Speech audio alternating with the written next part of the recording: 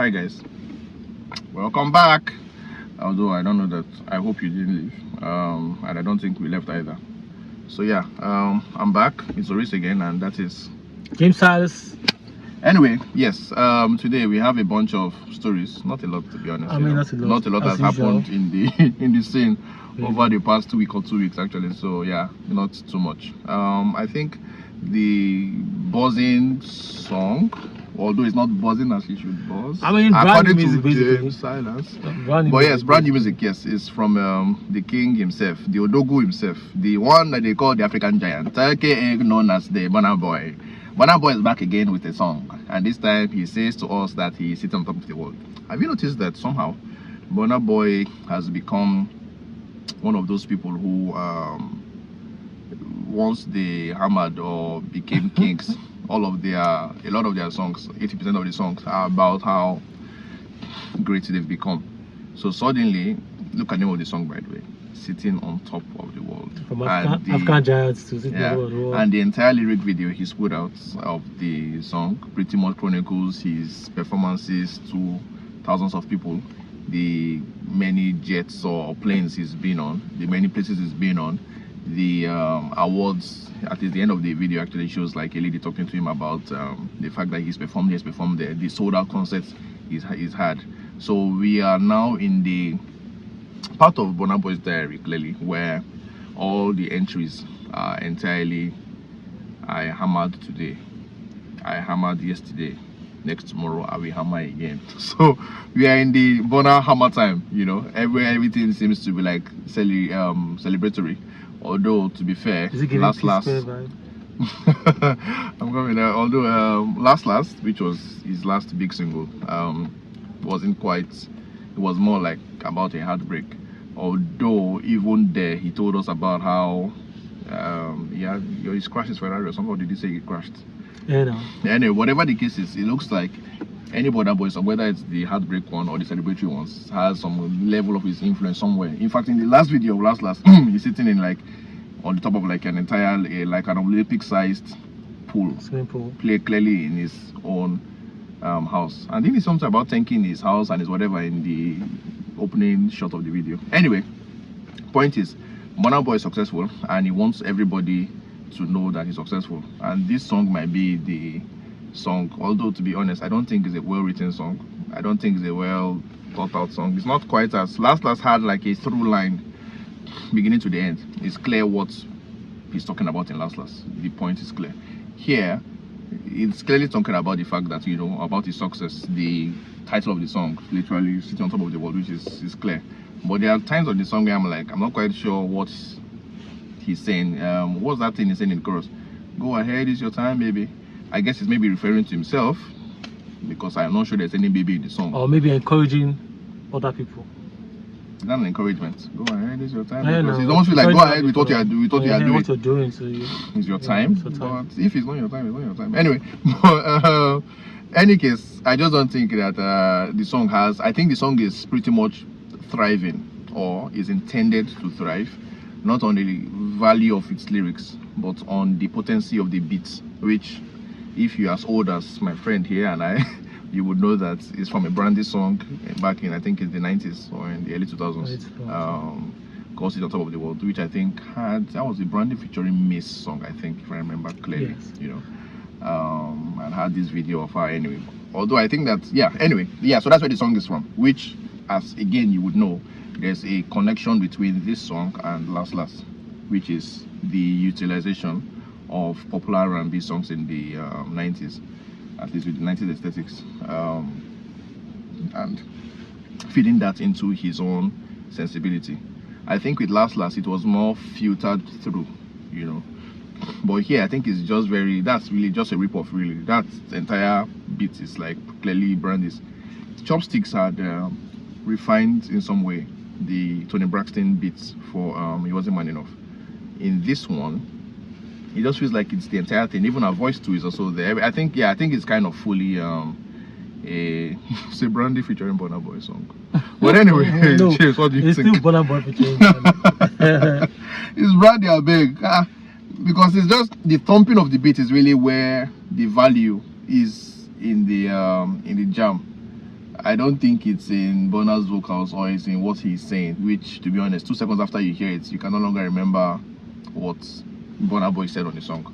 What I remember is like, okay, thank God, I remember the go ahead, is your time, baby. But besides, I can't think of anything else Burna Boy said. But I can remember that to do, the very percussion heavy sample from the old school Brandy song. So that song is coming from 1998 to be precise. 98, okay, Yeah, so, and then produced now or retouched by Screed. So it's Screed. I don't know who Screed is. Yes, I don't also know who Screed is. But it was Chopsticks. Last was Chopsticks, and that was the Tony Braxton sample.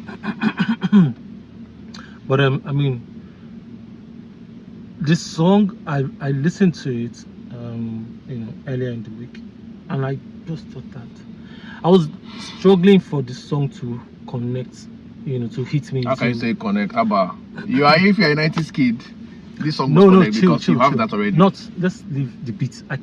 Okay, so I mean that's the song, yes. But you see, the beat, yes, no doubt. Like if you're in 90s, if you from the 90s, if you were 2000 alive, and so, you would definitely immediately that song starts playing, the beat starts rolling, you know where the song is coming from. Me for a minute I was wondering, the Brandy and then before Burna Boy came out, okay, that's it. So but Brandy was cheering Burna Boy. What do you say? Sorry, Brandy was cheering Burna Boy. And I'm thinking that that song featured Mace back then, and I'm just thinking that this Burna Boy's friendship with Diddy might have just made it, because that song Mace that wants to knock P Diddy. No, regardless, the song is still on Bad Boy. Is a Bad Boy and whoever Brandy was signed to at the time record. Do you understand? So I feel like it would have been easy for them to have this record, or for him to have access and permission or whatever to use the record as it is. I don't agree, but okay. Apart from that, I struggled for the song for me to jump on it, or for me to just feel the song as much as I felt a lot of his other singles from back in the day. Even when Last came, apart from the fact that it was a sample of Brandy and Tony Braxton's late hit. The start of the song, Last, it just hit immediately. Like the topic, the conversation, the theme of the song was very relatable. We just understood where the song. So, but this is not to say that we don't understand. If you've seen the lyrics video, if you've seen, they sort of try to explain the song already to you. Just in case you're confused. The title is already clear what it's talking about. Yeah, and then we had African Giant. He was African Giant, and now he's sitting on top. So it's beyond. This is Burna Boy telling you that it's now beyond Africa. He's pretty much sitting on top of the world right now. And one thing about Burna Boy, I feel like he picks that message for himself and owns it and holds on to it. Look at what he did just recently in London, the 80,000 capacity stadium concert that he had just recently. It was, it's pretty much iconic. It's a big deal. The Burna Boy is big. There's no contest. There's no argument about the size of Burna Boy's the stardom or the power that he has, or that he possesses right now, as far as music and entertainment, both in Africa here and outside, is concerned. But this song, I don't know, I was having this conversation earlier with Oris, and I'm saying that I just feel like this song does not have that shelf power or shelf life. I don't know if it will survive the test of time in terms of being a single. But I know that Burna Boy will do something else. I know that this is not just all he has to offer as far as this song is concerned right now. He probably will release another single. It might be the album. But ordinarily, if this song was something to say, okay, this is my next song, and he's going to have to just leave it lying there for whatever it is for some time, it may not have as much impact as what he did with Last or any other project that he has put out. I just feel like the song is not really as strong as it should be, or what I expected of him. Yes, okay, so good. On the next, I think that's important that you say that. What you expected of him, because I also think that what has happened is two things. One, I think there was that interview where Burna Boy said that he had made more money from the Tony Braxton sample, the Yes, last, possible. than any other songs he's made in his Yes. career. But that's what he said. I feel like this is a return to that well. This well that gave me billions, so let me go back and fetch more from it and see what else is there. And in this case, what he's fetching is the brandy one. I'm trying to say, okay, what can we then use the brandy sample to do? One. But also two, I think that there might be a part of Burna Boy that understands that, or that will, if he didn't get it before, that will come to understand that this is not one of his major singles. I think artists have a major minor thing going on. Certain occasion you want to bring out the big guns, you get. On that occasion, they're like, okay, let's get this one first. I think what might happen in this case is a cash grab. I made money with that one because the money, of course, that one is pure dollars, and the Igbo audience could probably vibe to it because they knew the other song. This is going to happen again. A lot of people who know this particular, know this particular sound because they're American and they were alive at the time when Brandy sang the original. So that is valuable for them, and that means more royalty money. That's the direct dollar infusion into Burna Boy's life.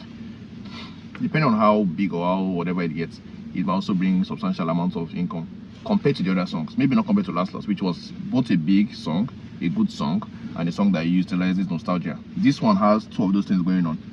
It has just one. It has nostalgia thing there. But I don't think it's a great song or it's a good song. I don't think it's a what's it called now? There's only the nostalgia. Anyway, point is there's only nostalgia for this particular song. But the fact of the matter is that it's still going to come to him in pure dollars, and that might probably be valuable to him. But I think part of Burna Boy should know that this is not it's not a big track. You know, this is just a track that you put out there while people are waiting for what you do next. So do you think that's what I think? He would have put out, and he would have, Burna Boy, yes, would listen to his own record and say this record and say, this one not too jello, but go sound like that. I don't think Burna Boy operates like that. You might be. That's why you might think your ears as, or maybe to Burna Boy himself. Yes. May have thought that this is the next thing. He has played it for Diddy, he has played it for every other person around, and they all think, because I don't think he just picked the song and that's the next single. Okay, so that's what I was saying, is that I think that this might also be a, what's it called now? It's something that I think he will come to understand. If he put it out in the hopes that this is a big Burna Boy track, I think he might come to know, maybe not, and I think it will be quick. And you know the funny thing, Oris, that to my ear, I want to say, me personally, I might not find it appealing as much, but maybe, just maybe, when it goes out there or as it has come out, you might just be surprised at the report or the feedback that he might get or might see from the streaming, because I know definitely this song is like one of those home and away exactly what I'm saying. Exactly. Yes. Saying that, okay, you guys, this is me and Modugu, everybody knows that when I drop it, you're all going to feed on it. But out there, if they don't get it based on this instrumental that I've touched, they will jump on it. Exactly. Yes. You know, but that's exactly, I'm also wrong. Saying that how long is this going to happen for? Because I just feel like this song that magnetic factor of good music. Yes, I am not feeling it on this. Yes, on this but record. I feel like what's going to happen is there's only a lyric video out. If what you say is true, you think a music video will save it? Yeah, no. Let me explain what I'm trying to say. So me, I think honestly that I think Burna Boy should know that this is a minor track, but there's a part of him that probably thinks everything is done is not minor, it's always major. So I don't know about that. But I think he will come. If he doesn't know now, he will know in the next few weeks or days that this is a minor Burna Boy track. This is not killing them. This is not Ye. This is not last. This is like a grade below all of that, or even 2 grades below all of that. I think Burna Boy should know. But even on the small chance that he doesn't know, he will come to know. I think, because I think the response should be clear that okay, this might do more numbers in the US, but it will not do as much numbers as last did. I think, because that's a better song in my view. So he'll come to know. Nonetheless, the fact of the matter is that, like you just pointed out, people will still latch onto this song. So even if he's doing 500 streams in the US, I'll be thinking that the other songs he did that were purely Nigerian songs, or maybe even Killing Them or Ye, probably did 250. Then what's it called? Last did 1,000. So last would have done 1,000. Those other songs that were popular here in Nigeria, maybe a little popular abroad, would have done 250. this song, not because it's good or anything, just because of the brandy sample, which makes everybody in America get it, might do 500 in the US. Now, a 500 in the US and a 500 in Nigeria are not the same thing at all. Definitely. At all, you get? Definitely. So, all those songs might have done 1,000 in Nigeria. This song only has to do 500 to eclipse them. So that's what I'm saying. So that's what I'm saying, that I think Burna Boy knows, but he might live with the fact knowing that even if he doesn't do those huge numbers, it is still incredibly financially valuable for me to have this song out in the world, much more than what's it called now, the Niger Jam. Odogu, for instance, which some people kind of liked locally. I'm sure it did nothing in the US. You get? So even if Nigeria gave him 1 billion streams and this song gets only 500,000 streams, this one is a bigger song financially for him. So that's why I think he has done that math and said, you know what, it might not be a major jam, but last, the money will come from this song go better pass than what he's getting from he has gotten Africa. before. Exactly, from Africa, exactly. So I think when you do it in that purely financial term, this might be cynical, but I think when you do it in that particular financial term, you kind of see the kind of analysis that will probably go into releasing a song of this nature, and why, of course, Burna Boy is going back to that thing that has worked for him before, which is like go back to that 90s where there are people who haven't heard it in a bit, and you bring it with the Niger Afrobeat stain. There's some kind of value that you can get. But yeah, I don't think this is not a major Burna Boy song, and I would assume that he should be aware, because it's so sparse. Even the level of like the lyrics in this, it feels like it's a 3 line lyric thing and then bam. And so that whole do be me, I'm just like another pick. So that one me first. now, I also now see it like, look, for someone like me who's coming from all the way from the, you know, consciousness of the 90s music down to right now, I feel like, as far as this song is concerned, that the only thing that catches me, that will make me remember the song at any time, will still be that Brandy's sample. Now, for the Gen Zs who are even the major consumers of music right now, I don't know the hook, I don't know what will hold them to. This is not to say maybe some Gen Zs will not connect to the Brandy's and listen. However, I mean, when you look at 1998 and a lot of people that were born after 1998, 2000, 2001, down like that, I don't know how deeply they will connect to the Brandy's or that vibe right now. Do you understand what I'm saying? So, I mean, for last, even though it had a sample, but I mean, we just ordinarily, the theme of the song, last, everybody go chop breakfast, was just it cut across everywhere, you know. So if people abroad did not, I mean, do not understand that, as at the time, they did not understand the meaning of chop breakfast. The fact that it had Tony Braxton sample in it will give them attention. They listened to it, and then whether they understood the whole story or not, they loved that song, and it sort of communicated and shared a new message, you know, with them. But on this particular one, I really don't know. I don't know. But I mean, I agree that yes, so whether or not, even the people from the 90s back then in the US are still going to jump on it, and they are still going to do or make of it however they want to make of it. I don't know how much, I don't know if they're going to throw a lot of funding in the promotion of this record. However, it's still Burna Boy. Exactly. You know, it's still Burna Boy. So still on a very high level. Let's keep it moving. Alright, so yeah, the other thing would be Davido and Davido, first of all, and Don Jazzy's reaction to. So yeah, I mean, if you guys watched, there's this video that Tayo Aina, the YouTuber, did a day in the life of a superstar, a day in the life of Davido, where he followed Davido on a concert. That was even the night of, I think it was the night of the next day after his Lagos concert, this timeless concert that Davido did. Then they went to Rwanda also. I think it was Rwanda. Yeah, so they went to, you know, they left to Rwanda for Davido's Forbes events and concerts, and the guy followed him all through that whole process, from leaving Nigeria to Davido's private jet, to, you know, landing before the night's event, before I think they had like a symposium or like a what was that thing called, like a panel where Davido was also featured, and So the guy pretty much just, and then in between the activities, they were having conversations like an interview.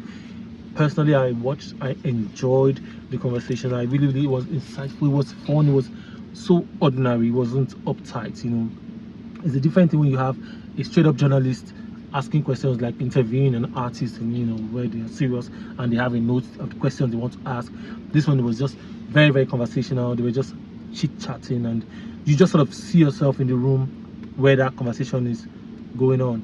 And Davido sort of shared a few things, from his how he met Choma, his wife, to how he's very much involved in his social media promotion of his music and all the process, even from way back where he started his first single, how he became, how he came to the forefront to become an artist. He just sort of opened up everything to Tayo. It was really, really, really interesting, and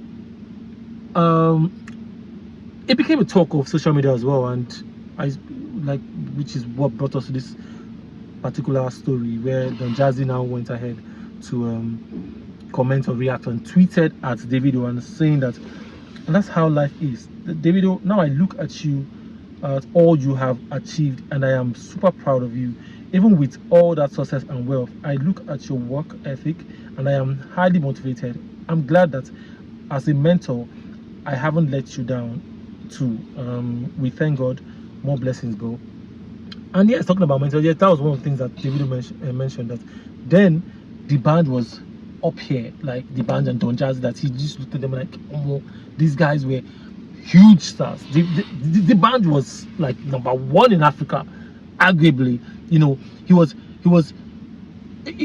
band was so at that point, that the band time for me,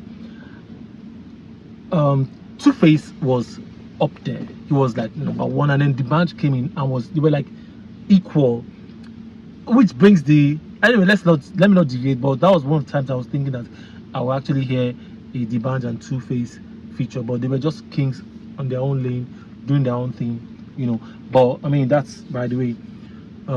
Basically, Don Jazzy reacted to Davido's that whole documentary, and it feels good to, when somebody is looking up to you, as from any perspective, and then not too long after, you and that person actually sitting together, the person probably even higher or bigger or whatever, and having the same conversation and looking forward to achieving more. How inspiring can that be? I mean, what do you think about Don Jazzy's? I mean, I don't think that his comments was any way corny or should be. No. Yeah, but what do you think? How does it feel? How do you see David from that perspective? Yeah, I mean, certainly. I mean, the part that Don Jazzy had cropped in his Instagram, because on Instagram, was the part where they were talking about how he started up and how he considered Don Jazzy. According to quote him, Don Jazzy was like Jesus to him at the time when he met Don Jazzy, because his guy, Special, who is his cousin, I think, was working with Mohits, and so because of that, he just had access. And so when he entered where the Mohits guys were, they kind of liked him and they liked his swag, and so that's how. And he saw Don Jazzy, saw the man, like, my Jesus and everything. So I think that, yeah, fast forward to like 10 years after, 12 years later, Davido is one of the big 3 artists in Nigeria. It's a big deal. Africa. So, in Africa, so he's done incredibly well. He's somebody who, let's be fair, had a lot given to him. He has done a lot with that lot that was given to him, which is not what we can say for everybody who has been given a lot. He has managed to do quite exceptionally well with what he has been given. Even with people who say he cannot sing and everything, whatever it is he cannot do, he has done a lot with it. Absolutely. Anyway, so yeah, but I think I think it will be quite pleasing for him to see Don Jazzy give his endorsement of him now, even 10 years later after they met, to say, okay, last, but that is like, what, I look at what you've done and I'm inspired by what you two have done, and I'm inspired by your work ethic, the fact that Davido is putting out the singles, putting out the albums, posting whenever he wants to post and everything. Yeah, there's a lot to admire in Davido, especially because, let's face it, you could hustle and hustle once or not make it. Davido was able to show you hustle, also able to show you success. is an intoxicating combination, and I think that is what Don Jazzy recognizes. You say, guy, game recognized game. You come a mentor in this vlog. I see you too, and I think that you now, in fact, now you be my mentor based on what you have managed to accomplish. So it's this is just like a, what's it called? Messi saying Ronaldo you try, Ronaldo saying Messi you try. This Pele and Maradona are saying that about themselves, because these are two of the biggest players, no matter which space, players. Does it feel like what AY was looking for basket mount? Yes, I mean this might have been what would have been possible with AY and basket mount, but actually AY and basket mount I think might be more like Davido and Burna Boy, in the sense that I can see your success, but I don't respect your art. You know, I see your success, but I feel like a lot of what you've gotten is because of what has been handed to you. Okay. You know, I see your success, but I feel like the underlying principle of talent, you don't have a of it. You don't have a lot of it. I do. Also, is this what Davido expects from Burna Boy? That's what I'm saying. Yeah. So this kind of thing that, yes, I think Davido would have been happy to have a Burna Boy tell him that, you know what, maybe not mentor, because I'm sure Burna Boy doesn't think anybody is his mentor, but just to say, you know what, Davido, guy, I give it to you, you don't try. That kind of thing, like, okay, you know what, you have tried. Acknowledgement that you don't try. And let's face it, it is not the same thing. I mean, we want to think everybody is equal. It is not the same thing if who can I use? Rema, who's successful on his own, by the way. But let me find somebody else who I feel like maybe I had one past thing when I was hot. Say, you got a song, Baby Girl, make a collabo. What's his name? I can't remember the guy's name. Well, Collabo. Yeah, collabo. Baby Girl, make a collabo. Collabo? Yeah. Who's the right guy that sang Danny Young? Hey, let's use Danny Young. So it's not the same thing if Danny Young has said it about. Danny Young didn't do collabo though. No, he did not. No, okay. He's not into it. No, of course. That one is when I met you. Why are we forgetting this collabo? You gotta get back collabo. I could just see the dance, the video, and then very old video for collabo. I'm gonna Google it. We've been dancing, we've been flexing. So all the lyrics she got, Connie love, yes. That's Danny Young, exactly. So if Danny Young had said the same thing to Davido, it will mean something to Davido, but it won't mean as much as it coming from Don Jazzy. You know, because there's a difference in how you weigh these things. Because Don Jazzy is clearly talented as a producer, talented too as a businessman clearly, and has survived and has been successful. What's the guy's name? DB, yes, exactly. It's not the same thing if DB or Danny Young said this thing to Davido, because you can take the compliment, but Davido's just saying it, you feel like it comes from a place of knowledge. Yeah. You know talent, you know work, you know success, you know exactly.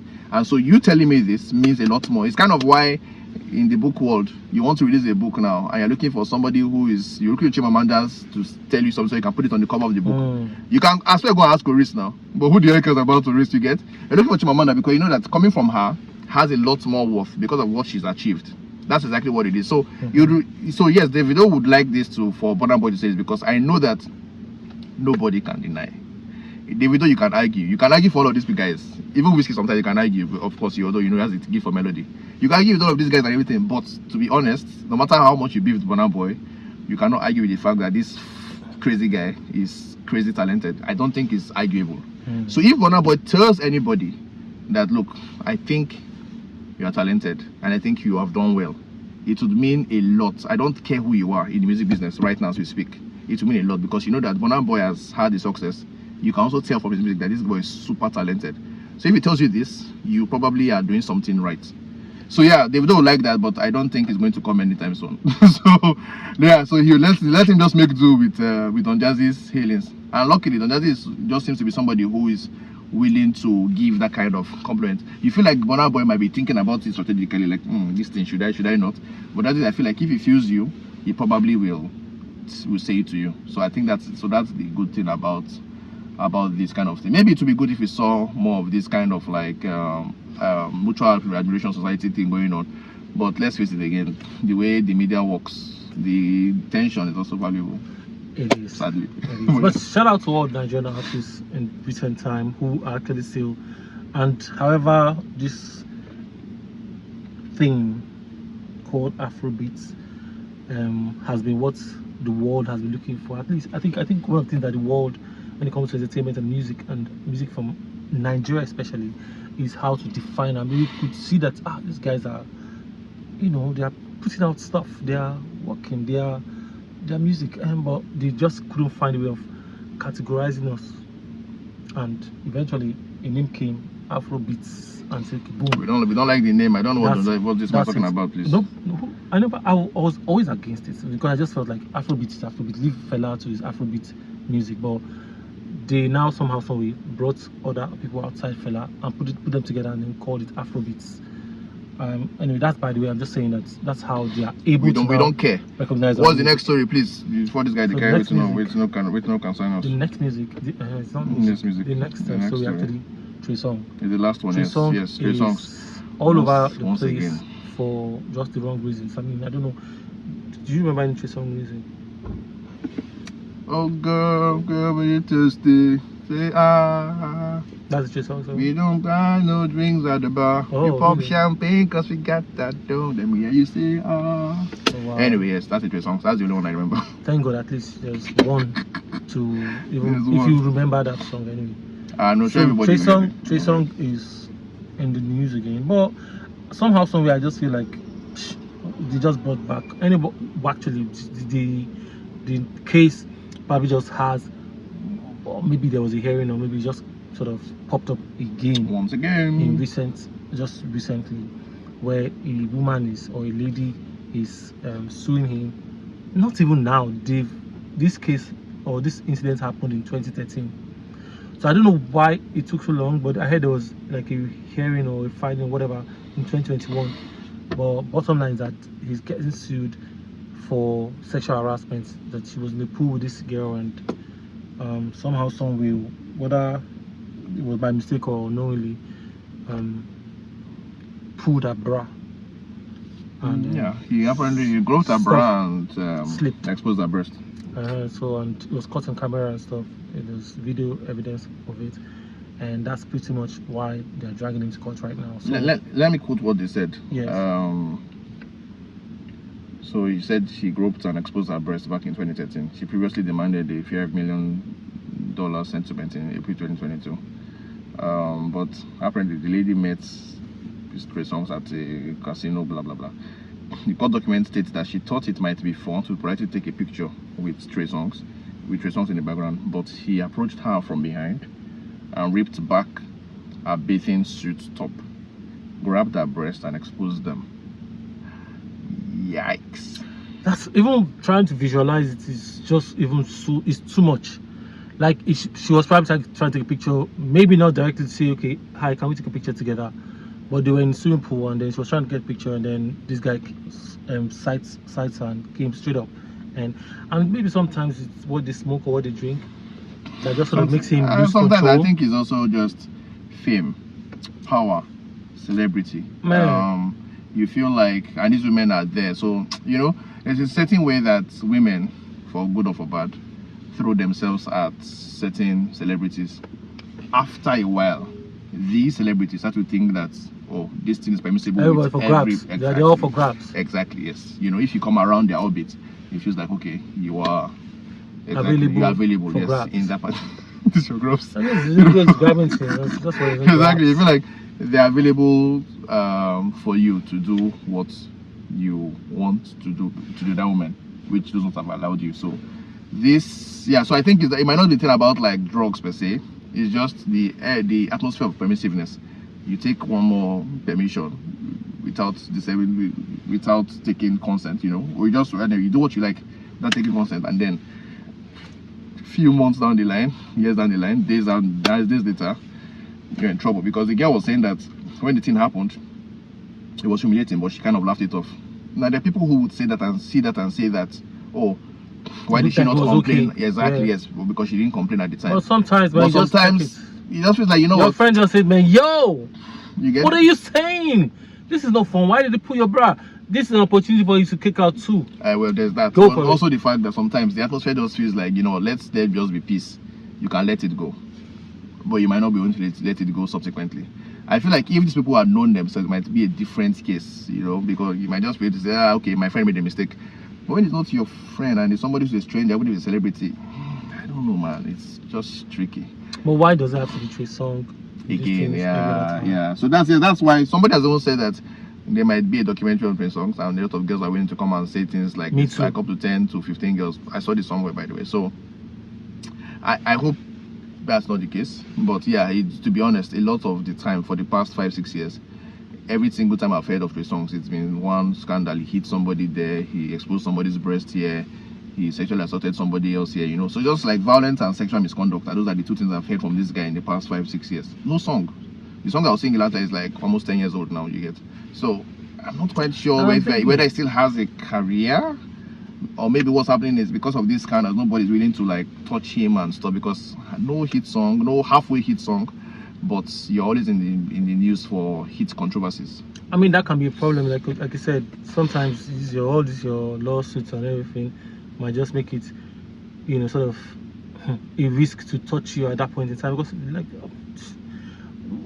you tried even to come up with. If you had asked me at first, I would have been lost in terms of which song would I even pull up for a Trey song. It's only this one song, the only song I can remember. I feel like, and I always he's good looking. I remember another one, by the way. Trey Songz is good looking. He's you know, a black supposedly successful young artist as well. I just feel like with common sense you should be able to get whoever you want, but not forcefully, not in public, pulling their whatever. And then you are in a system where you know that even the women, not just women, people are out there to get you for any reason. Because if that video was fun, because they were in the swimming pool, I mean, even ordinarily being in the pool, the girl swimming, her bra could have come off, or something else could have happened while she was swimming. Any accidental thing could have happened. Exposure could have happened while she was swimming. But this one, you went, I mean, deliberately, and you touched wherever you touched that took off her bra, you know, and then it was supposed to be fun, and you grew up, and it was funny, and it was fun until some years later, boom, there's a lawsuit saying that you did this. So I mean, it might not just be peace for you, but it's not just happening to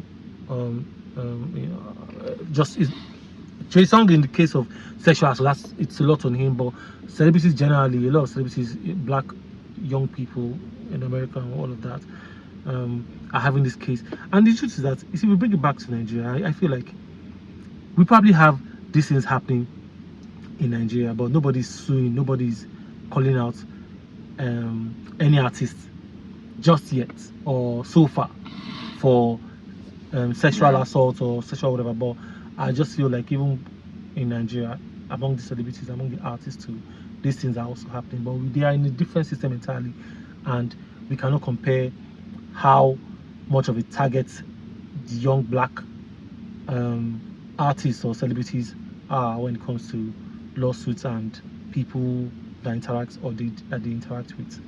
You know, I mean, basically that's pretty much the show for the week. Yes, for the week. Yes, we'll be back again next week. Until then, keep your hands to yourself. Let us know. Yeah, keep your hands to yourself, man. Maybe no she's grabbing, your girlfriend, no or she's your wife, or no concerts, don't touch. Yeah. Subscribe, comment, share, like. Let us know what you think about the show. We'll accept all of these modes of interaction. And we'll see you on the next one. Peace. Once again.